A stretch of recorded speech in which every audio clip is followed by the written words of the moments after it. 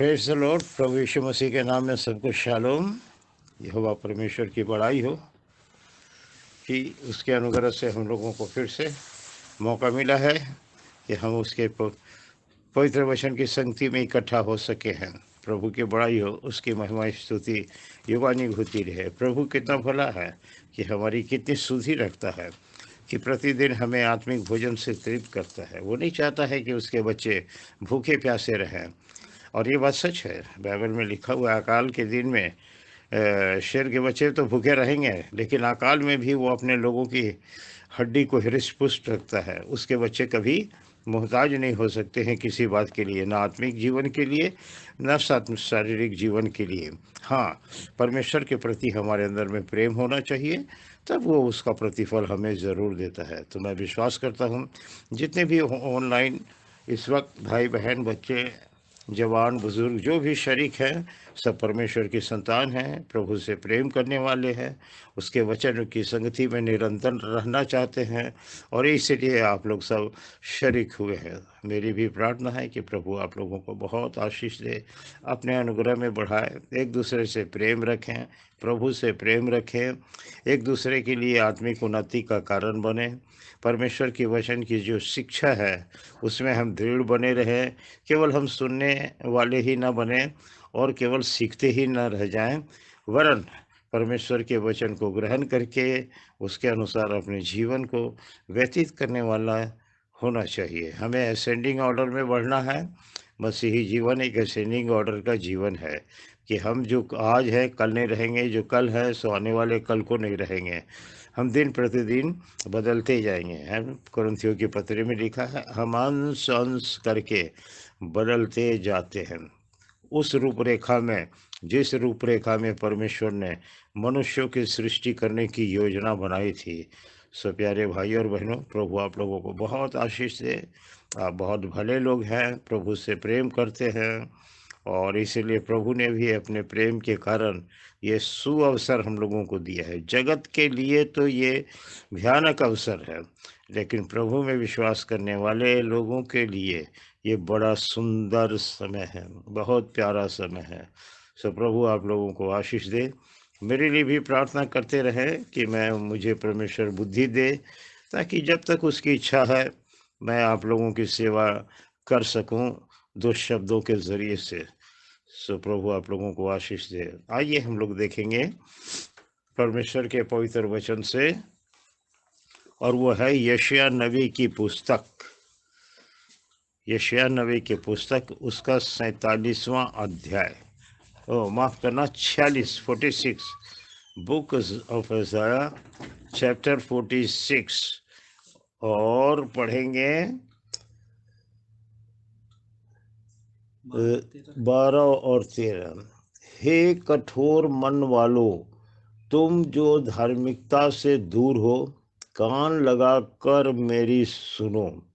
मैं अपनी धार्मिकता को समीप ले आने पर हूँ, वो दूर नहीं है, और मेरे उद्धार करने में विलम्ब ना होगा।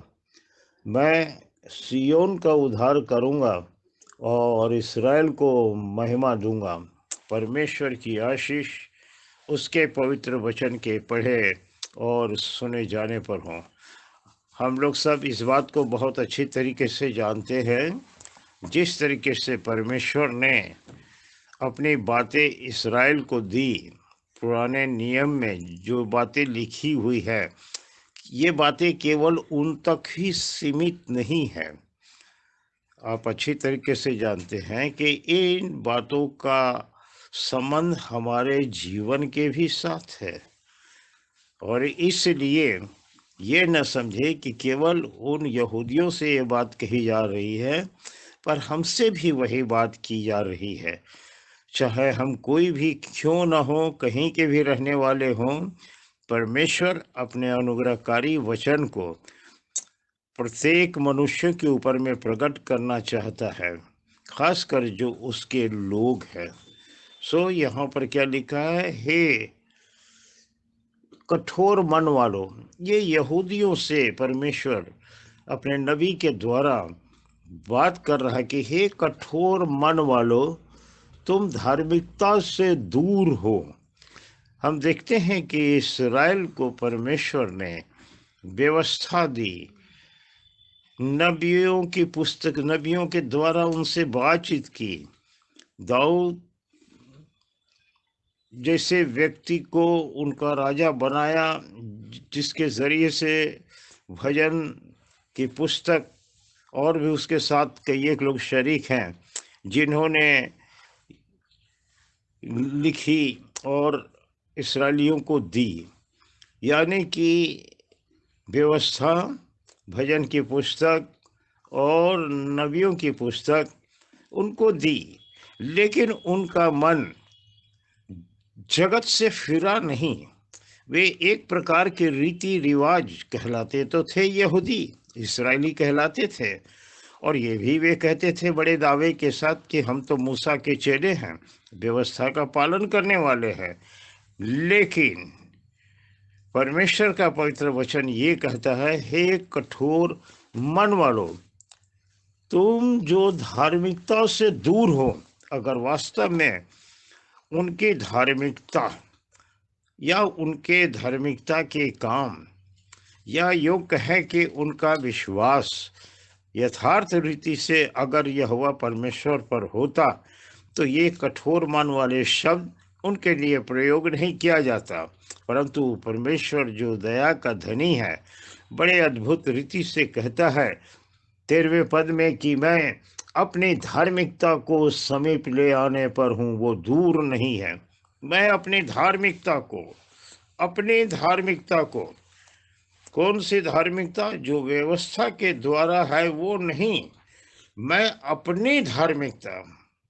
एक बहुत ये यहाँ पर इसमें जब मैं सोचता हूँ तो ये इतना क्लोज रिलेशनशिप को बतलाता है, किसी और की धार्मिकता का नहीं, कर्मों की धार्मिकता नहीं, लेकिन मैं अपनी धार्मिकता, यानी कि परमेश्वर में जो धार्मिकता पाई जाती है उसे वो लाने पर है, वो निकट है, दूर नहीं है। इन सारी बातों के कहने के बावजूद भी इनका मन कठोर ही रहा, इनकी बुद्धि खुली नहीं। बेशक इसके पीछे एक बहुत बड़ा भेद है जो आज का हमारा विषय नहीं है, लेकिन इसके बावजूद भी, इन सारी चीजों के दिए जाने के बावजूद भी इनका मन कठोर ही रहा। लेकिन परमेश्वर जो अपने वचन और प्रतिज्ञा में सच्चा और अटल है, उस स्पष्ट शब्दों में कहता है, अब मैं अपने धार्मिकता लाने पर हूँ,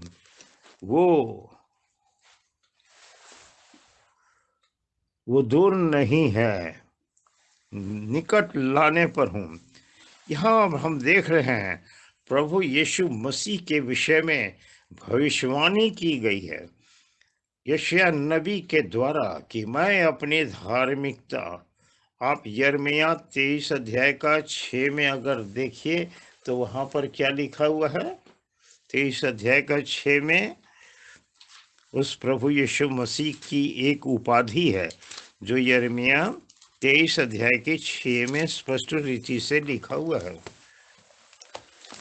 जिस उसके दिनों में यहूदी लोग बचे रहेंगे और इजरायली लोग निडर बसे रहेंगे, और यहोवा उसका नाम यहोवा हमारी धार्मिकता रखेगा। हाँ, उसके दिनों में जब प्रभु यीशु मसीह अपने 1000 वर्षीय राज में दाऊद की गद्दी पर विराजमान होगा, उस समय के लिए ये भविष्यवाणी की गई है।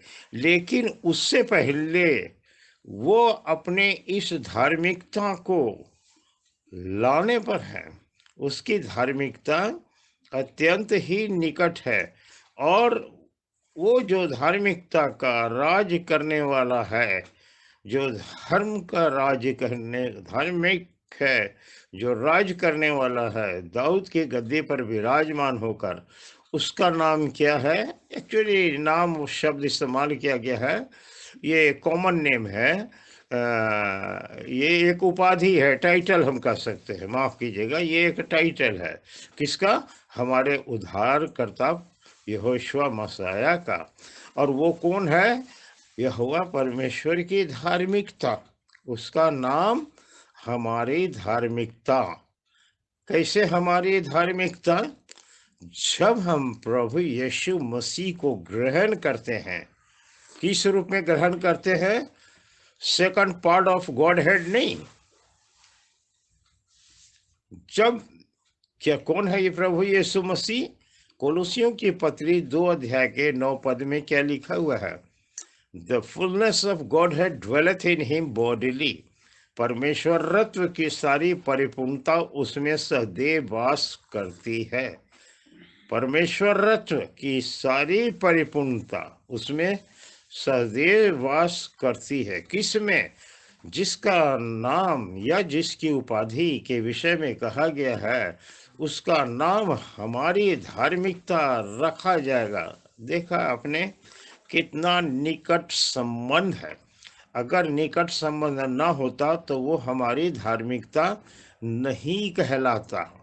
और ये धार्मिकता किनके लिए है? हम आगे चलकर देखेंगे प्रभु के अनुग्रह से किनके लिए यह धार्मिकता है और क्यों कहा गया है उसका नाम हमारी धार्मिकता रखा जाएगा। क्यों? इसका कारण है कि हम परमेश्वर की दी हुई धार्मिकता से वंचित हो गए। कब वंचित हो गए?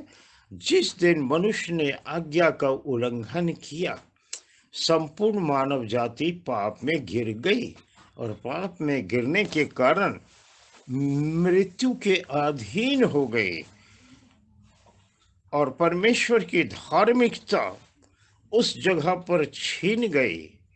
जब प्रभु यहोवा परमेश्वर दिन के शाम ठंडे समय में बागे अदन में आता है और कहता है कि आदम आदम तू कहाँ है? आदम कहता है कि मैं यहाँ हूँ। तेरी आवाज को सुन करके मैं डर गया। क्यों भाई डर गए आप? क्योंकि मैं नंगा था। अरे किसने कह दिया आपको नंगा? आप जानते हैं परमेश्वर की आज्ञा उल्लंघन करने के स्वरूप से धार्मिकता का वो वस्त्र जो आदम को दिया गया था, आदम हवा को दिया गया था, शैतान ने उसको छीन लिया और वे नंगे हो गए। और कोई भी नंगा व्यक्ति परमेश्वर की उपस्थिति में रह नहीं सकता है, खड़ा नहीं हो सकता है, क्योंकि वो धार्मिक परमेश्वर है। और धार्मिक परमेश्वर के सन्मुख उपस्थित होने के लिए हमें परमेश्वर की ही धार्मिकता की आवश्यकता है। आपको मालूम है ना, प्रकाशित वाक्य के 6 अध्याय में लिखा हुआ है, प्रकाशित वाक्य के 3 अध्याय में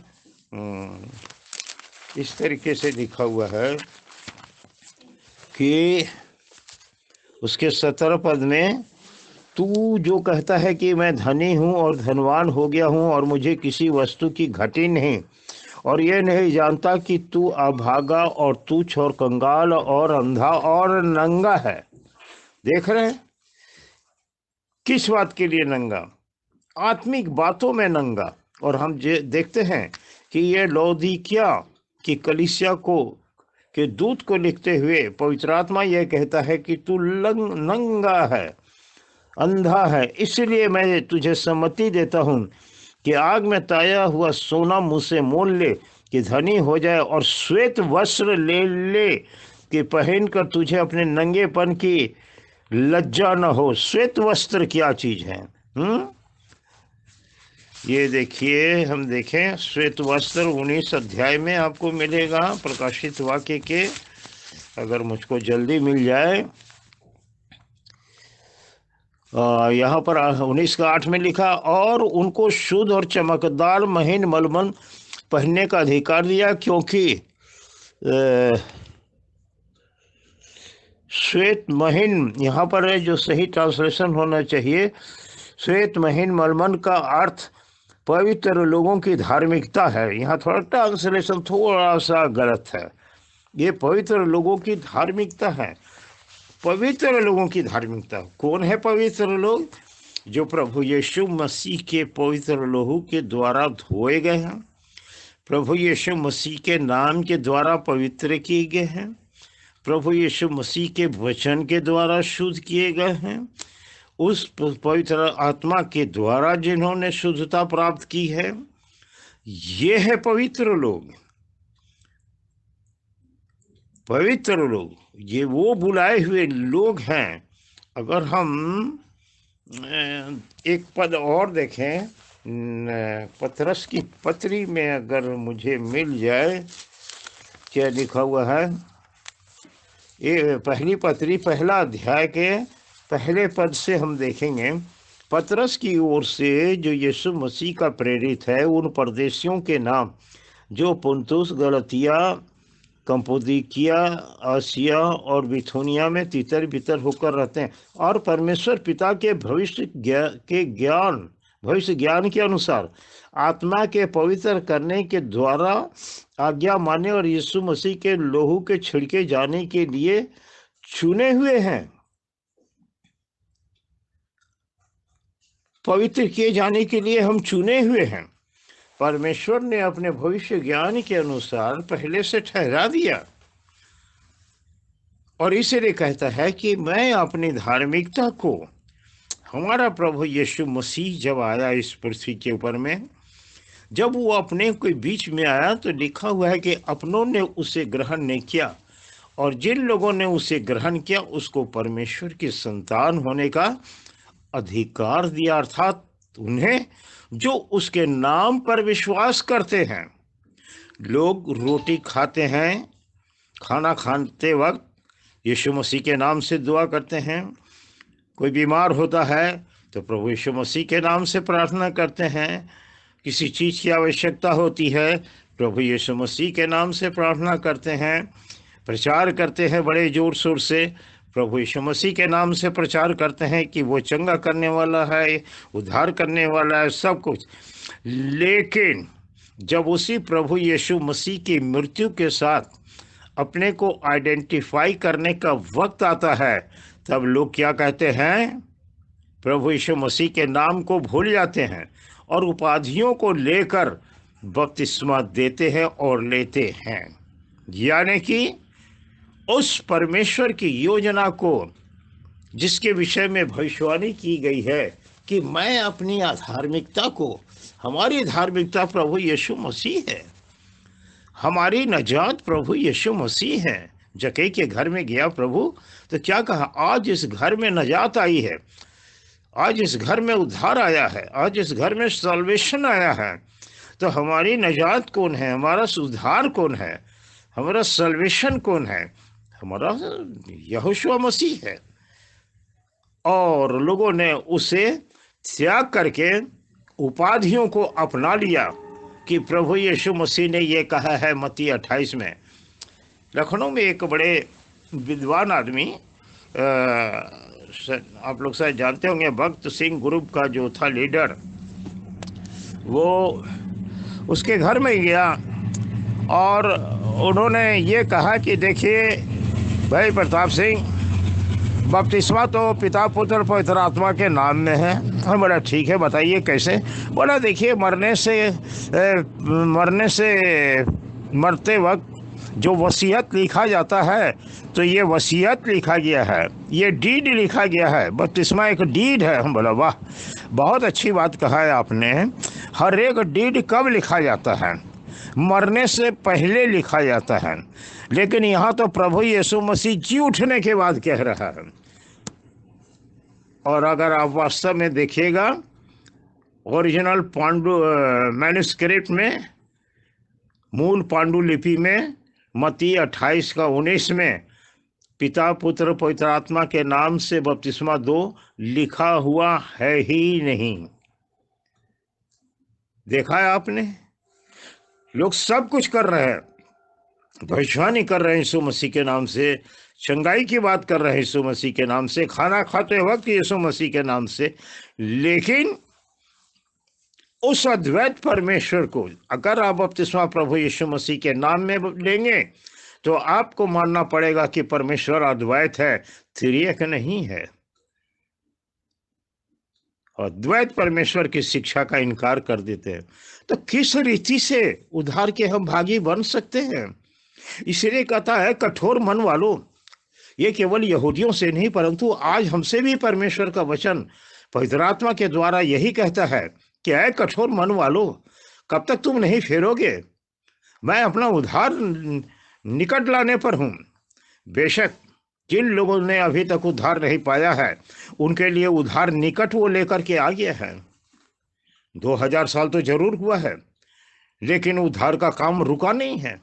आज भी पश्चाताप करने वाला, सच्चे मन से और सच्चे परमेश्वर को जानने वाला वो प्रभु यीशु मसीह के नाम में ही बपतिस्मा लेगा तो उनके लिए वो उद्धार निकट है, वो धार्मिकता निकट है। और बाइबल कहती है जिन्होंने मसीह यीशु का बपतिस्मा लिया उन्होंने मसीह यीशु को पहन लिया। वही है हमारी धार्मिकता। अगर हमें अपने नंगेपन से बचना है, ये है आत्मिक रीति से, शारीरिक रीति से नहीं, आत्मिक नंगेपन से बचना है तो केवल एक ही उपाय है जो परमेश्वर का उपाय है, जो कहता है मैं अपनी धार्मिकता निकट लाने पर हूँ। कौन है धार्मिकता? प्रभु यीशु मसीह। लिखा है जो यहोवा के नाम का भय मानते हैं उनके लिए धार्मिकता का सूर्य उदय होगा और उसके किरणें को द्वारा तुम चंगाई पाओगे। तो हमारा धार्मिकता का सूर्य यीशु मसीह है, हमारा धार्मिकता का वस्त्र प्रभु यीशु मसीह है, हमारे नजात प्रभु यीशु मसीह है, हमारी चंगाई प्रभु यीशु मसीह है। आज शैतान सब काम करने के लिए प्रभु यीशु मसीह का नाम प्रयोग करने से मना नहीं करेगा, लेकिन जहाँ बपतिस्मे की बात आएगी वहाँ शैतान वहाँ अड़ंगा मार देगा और यही कहेगा शैतान कि अगर यीशु मसीह के नाम से बपतिस्मा लोगे तुम्हें कब्रिस्तान में जगह नहीं मिलेगी, तुम्हारे बच्चों की शादी ब्याह नहीं हो पाएगी, तुम्हारे बच्चों का डेडिकेशन और स्कूल के लिए सर्टिफिकेट नहीं मिलेगा। शैतान का कितना बड़ा धंधा। याद रख लीजिए केवल अन्य जातियों के द्वारा ही नहीं, मसीही जगत में भी ये चीज चल रहा है। क्यों? कि इनका मन कठोर हो गया है, इनकी आंखें अंधी हो गई है। जैसा कि कुरिन्थियों के पत्र में लिखा है, इस जहां के खुदा ने, इस जहां के परमेश्वर ने, इस जहां के ईश्वर ने इनकी आंखें अंधी कर दी ताकि यीशु मसीह का तेजोमय सुसमाचार का प्रकाश उनके जीवन के ऊपर में ना पड़े। जो अदृश्य परमेश्वर का प्रतिरूप और सारी सृष्टि में पहले उठा है, जिसमें परमेश्वरत्व की सारी परिपूर्णता सदैव वास करती है, वो कोई और नहीं, मिट्टी के एक मनुष्य के शरीर में यो यहोवा एलोहिम था, वो सर्वशक्तिमान परमेश्वर था, लेकिन लोगों ने उसे नहीं पहचाना। लेकिन वो कितना दयालु है, कठोर मन वालों से कहता है कि वो दूर नहीं है और मेरे उद्धार करने में विलम्ब न होगा। मेरे भाई और बहनों, वो उद्धार करने में विलम्ब नहीं करता है। अगर उस वक्त नहीं किया तो आज भी नहीं करता है। वो चाहता है हर एक का उद्धार हो, लेकिन किनका उद्धार होगा, किनके लिए है वो उद्धार? अगर हम ध्यान दें, हैं किनके लिए है उद्धार? एक पद पढ़ना चाहता हूँ, यशायाह नबी की किताब उसका 26 अध्याय में जरा से देखिए तो यहाँ एक बड़े मजे की बात लिखी हुई है। यशायाह, मैं पढ़ देता हूँ, भूल जाता हूँ। हाँ, 26 का लिखा हुआ है।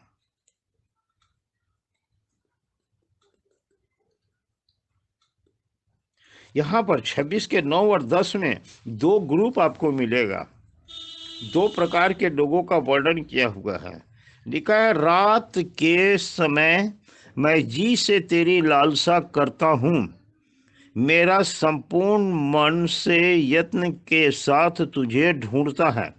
ये एक प्रकार के लोग हैं, ये एक प्रकार का व्यक्ति है, ये एक प्रकार की आत्मा है जो इस प्रकार के से परमेश्वर की दुहाई देती है, क्योंकि जब तेरे न्याय के काम पृथ्वी पर प्रकट होते हैं तब जगत के रहने वाले धार्मिकता को सीखते हैं।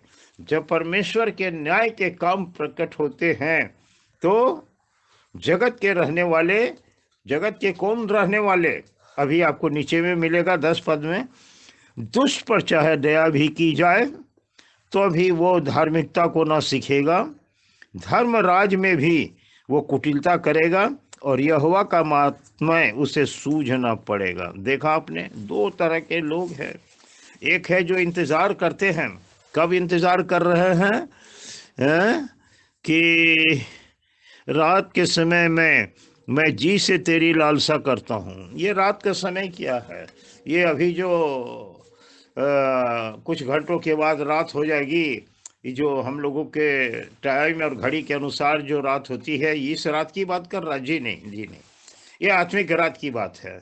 और आज आत्मिक रात ही है, अंधकार छाया हुआ है पृथ्वी के लोगों पर। लेकिन जहाँ परमेश्वर का जीवित वचन है और जीवित लोग हैं जो वास्तव में प्रभु यीशु मसीह को अपना व्यक्तिगत उद्धारकर्ता ग्रहण किए हुए हैं, जिन्होंने परमेश्वर की धार्मिकता को स्वीकार किया है, जिन्होंने उसके उद्धार को ग्रहण किया हुआ है, जैसे जक्कई के घर में प्रभु यीशु गया और कहा आज इस घर में उद्धार आया है, जिनके जीवनों में प्रभु यीशु मसीह का प्रवेश होता है, उनके जीवन रूपी घर के अंदर में उद्धार आ जाता है। और वो इस रात के वक्त में, इस अंधकार में जगत में, जहाँ पर पाप, बीमारी, मृत्यु, हाहाकार मचा हुआ है हर चीज़ों का, लेकिन परमेश्वर के लोगों के हृदय में एक इत्मीनान है, शांति है, राहत है और वे एक आशा में जीवन व्यतीत कर रहे हैं। क्यों? इसका कारण यह है, जगत का उद्धारकर्ता उनके जीवन का एक भाग है। यहोवा परमेश्वर ने जो धार्मिकता स्थापित किया, उन लोगों ने विश्वास के जरिए से उस धार्मिकता को ग्रहण करने की आगे के लिए आज्ञा का पालन किया। उस उद्धार को पाने के लिए उन्होंने वचन को स्वीकार किया और मसीह की कुर्बानी को, बलिदान को, उसके लहू के ऊपर में विश्वास किया और उस पवित्र आत्मा के लिए वो ललायित होकर के उसके मोहर को भी अपने जीवन में ले लिया। क्योंकि बिना पवित्र आत्मा के मनुष्य एक चलता फिरता खूबसूरत सा लाश है। केवल वचन को सुनना काफ़ी नहीं, वचन को ग्रहण कर लेना काफ़ी नहीं, वरन वचन को अपने जीवन से प्रकट करना सबसे ज़रूरी चीज़ है। एक जिंदा व्यक्ति ही जीवित वचन को प्रकट करेगा, मुर्दा आदमी इस जीवित वचन को प्रकट नहीं कर सकता। इसलिए कहता है इफिसियों के पत्री 5 अध्याय का 14 पद में कि आए सोने वाले जाग और मुर्दे में से जी उठ, तो मसीह की ज्योति तुझ पर चमकेगी। मसीह की ज्योति क्या है? यहोवा परमेश्वर की धार्मिकता। मसीह की ज्योति क्या है? यहोवा परमेश्वर के उद्धार का काम। मसीह की ज्योति क्या है? अनंत जीवन का आश्वासन। मसीह की ज्योति क्या चीज है? हमारे लिए एक आशा और उम्मीद है कि शरीर के इस प्रकार नाश हो जाने के बाद भी शरीर में होकर हम अपने यहोवा परमेश्वर का दर्शन करेंगे, हम अपने उद्धारकर्ता को देखेंगे। जैसा कि वो स्वर्ग उठाया गया, उसी तरीके से फिर अब वो दोबारा आने वाला है और अपने पवित्र लोगों को अपने मिरास में लेने के लिए वो तैयार बैठा हुआ है। इसलिए वो कहता है क्योंकि मैं अपनी धार्मिकता को समीप ले आने पर हूं, वो दूर नहीं है। भजन संहिता 85 के 9 में भी देखें क्या लिखा हुआ है। भजन संहिता 85 का 9th वर्ष में भी लिखा हुआ है, निश्चय उसके डरवैयों के उद्धार का समय निकट है, तब हमारे देश में महिमा का निवास होगा। निश्चय उसके डरवैयों के उद्धार का समय निकट है। किसके? यहोवा के डरवैये का, जो उसके नाम का भय मानते हैं, जो ये जानते हैं कि यहोवा परमेश्वर ही सर्वशक्तिमान यहोवा एलोहीम है, उसके सिवा और कोई यहोवा है ही नहीं। जो मानते हैं कि यह वही यहोवा, वो यहोशुआ है, कोई और नहीं है, यहोशुआ ही यहोवा है। यहोवा जो हमारा उद्धार है, और जब वो हमारा उद्धार करता हो गया तो आज वही यहोवा हमारा यहोशुआ है। याह प्लस यशा, यहोवा प्लस उद्धारक हमारा उद्धार करता है। और आज शैतान लोगों को धोखा में दे रखा है कि ये तो त्रिएकता का दूसरा व्यक्ति है, ये दूसरा व्यक्ति है, यहोवा परमेश्वर तो वहां ऊपर बैठा हुआ है, ये जमीन में घूमता फिरता है और पवित्र आत्मा कबूतर के समान उड़ रहा है।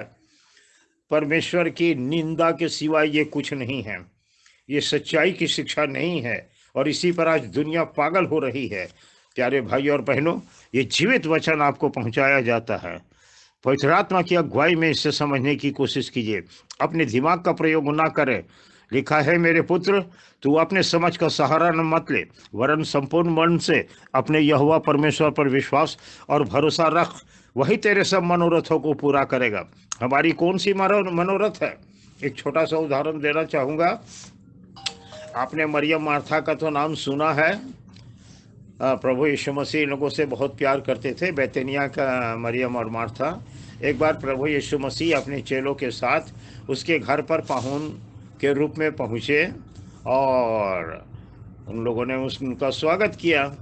और आप जानते हैं कि रीति रिवाज है कि अगर कोई मेहमान आता है, पाहुन आता है, तो उसकी सेवा के लिए चाय पानी हर चीज़ों का इंतज़ाम किया जाता है, ताकि मेहमान जो आए हुए हैं वो खा पी कर खुश हो, आनंदित हो कर के जाए। कोई किसी मेहमान को निराश नहीं करना चाहता है, चाहे वो दूर का हो या पास का हो।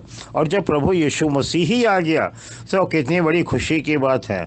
और मार्था लग गई सेवा करने के लिए, बहुत अच्छा खाना पकाना और सब तरह के इंतज़ाम में वो लग गई। और आप जानते हैं कि जब वो लग गई और बहुत काम करना लग जाए एक आदमी, तो हम लोग भी परिवार के लोग हैं, हम लोग भी जानते हैं, हमारे घर में भी हमारी माता बहनें या पत्नी या बेटी कोई ना कोई जरूर कहता है, हम तो थक गए पापा काम करते करते, अरे उसको भेजो ना, मम्मी को ज़रा भेज दीजिए। या वाइफ बोलती है, अरे ज़रा लड़की को तो भेज दीजिए कि कुछ मदद कर दे लोगों को खाने के लिए, बनाने के लिए। ये स्वाभाविक है। लेकिन जो मरियम थी वो प्रभु के चरणों के पास बैठी हुई थी। हालांकि ये विषय बहुत बड़ा है। 2 प्रकार के चर्च का ये नमूना है। आज जगत में 2 प्रकार के चर्च पाए जाते हैं। एक चर्च सोशल गॉस्पेल को प्रीच कर रहा है, उसके पीछे लगा हुआ है। दूसरा चर्च केवल परमेश्वर के वचन की गहराई में लगा हुआ है, जो पवित्र आत्मा की शिक्षा है। तो मार्था जब कुड़कुड़ा कर कहने लगी कि देख मरियम कोई मदद नहीं करती, यहाँ बैठकर मर्दों के बीच में गप्पे सुन रही है। प्रभु यीशु मसीह ने कहा, हे मार्था मार्था, तो बहुत बातों की चिंता करती है, लेकिन मरियम ने उस उत्तम भाग को चुन लिया जो उससे कभी छीना नहीं जाएगा। ये उत्तम भाग क्या है? ये परमेश्वर का जीवित वचन है। आज हम इस जीवित वचन की कितनी कदर करते हैं?